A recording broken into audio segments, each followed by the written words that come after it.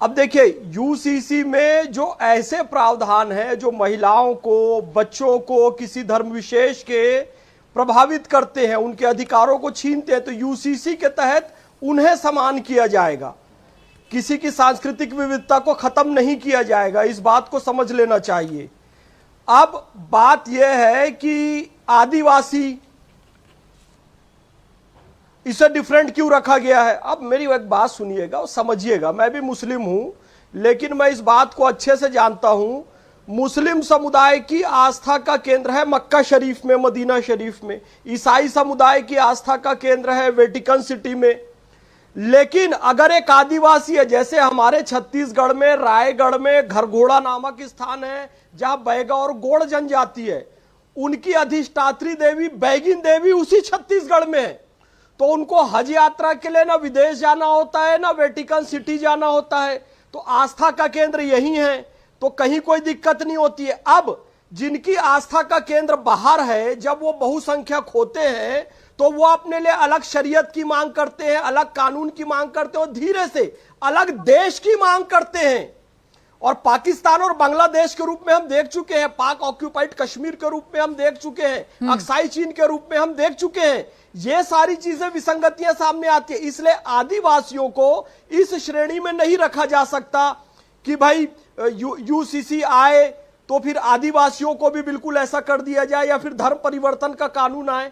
हाँ, धर्म परिवर्तन के कानून के लिए मैं कहना चाहूंगा कि भारतीय संस्कृति में स्पष्ट है, स्वामी विवेकानंद जो 11 सितंबर 1893 को शिकागो गए थे, उन्होंने स्पष्ट कहा था, रुचिनाम वैचित्र दृजकुटलनाम पथजुषाम नाम एको गम्यस्तमसी पैसमणम इव, कि जिस प्रकार भिन्न भिन्न नदियां भिन्न भिन्न मार्गों से होती हुई अंततः भिन्न मार्गों से होती भिन्न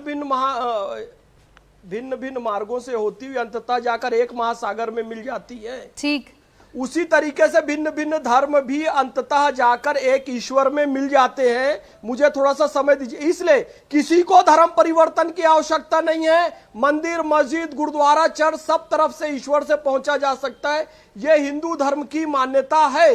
इसलिए if you are a Hindu, be a good Hindu, if you are a Christian, be a good Christian, if you are a Muslim, be a good Muslim. You don't need to convert. और यही बात अमित शाह जी कह रहे हैं, क्योंकि भय और प्रलोभन देकर ये कन्वर्जन करेंगे, देश की डेमोग्राफी बदलेंगे, अलग देश की मांग करेंगे। जबरदस्ती अगर कन्वर्जन कराया जाएगा तो अंसार रजा साहब, इस पर तो आप भी इत्तेफाक नहीं रखेंगे। जबरदस्ती अगर धर्म बदलने के लिए किसी को मजबूर किया जाएगा तो ये तो गलत है ही ना। और ये सरकार वही बता रही है कि इस देश में कोई जबरन किसी का धर्मांतरण नहीं करवा पाएगा और यूसीसी लागू होकर रहेगा।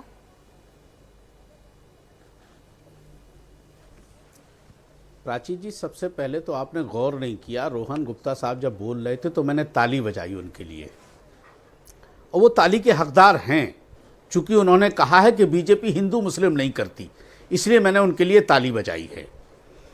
दूसरी चीज़, अभी आपके जो मुस्लिम राष्ट्रीय मंच के प्रवक्ता साहब बैठे हुए हैं, इतना डिटेल में तो अमित शाह भी नहीं बता सकते यूसीसी का ड्राफ्ट जितना इन्होंने बता दिया। कमाल की बात है। मतलब बीजेपी के प्रवक्ता से अजीज खान साहब ने पूछा ड्राफ्ट क्या है, तो उन्होंने नहीं बताया कि है, और एमआरएम के इनके पास पहुंच गया कि इन्होंने बता दिया कि ड्राफ्ट ये है, ऐसे हिंदू बदलते हैं, ऐसे मुसलमान बदलते हैं, ऐसे आदिवासियों को क्यों अलग रखा गया है।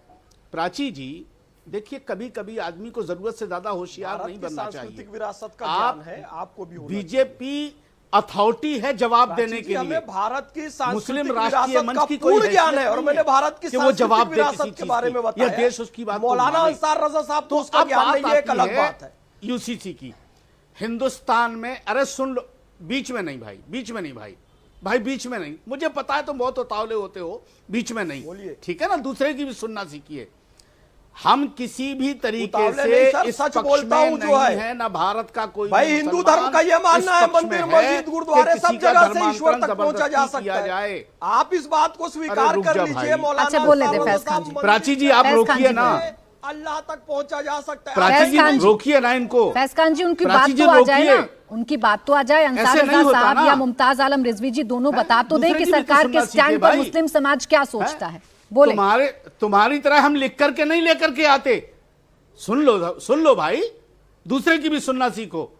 ठीक है, सुनोगे तो तुम्हें सुकून मिलेगा। बोले अब जहां तक सवाल धर्मांतरण का है, प्राची जी, बिल्कुल किसी भी तरीके से धर्मांतरण नहीं होना चाहिए, किसी भी कास्ट में नहीं होना चाहिए।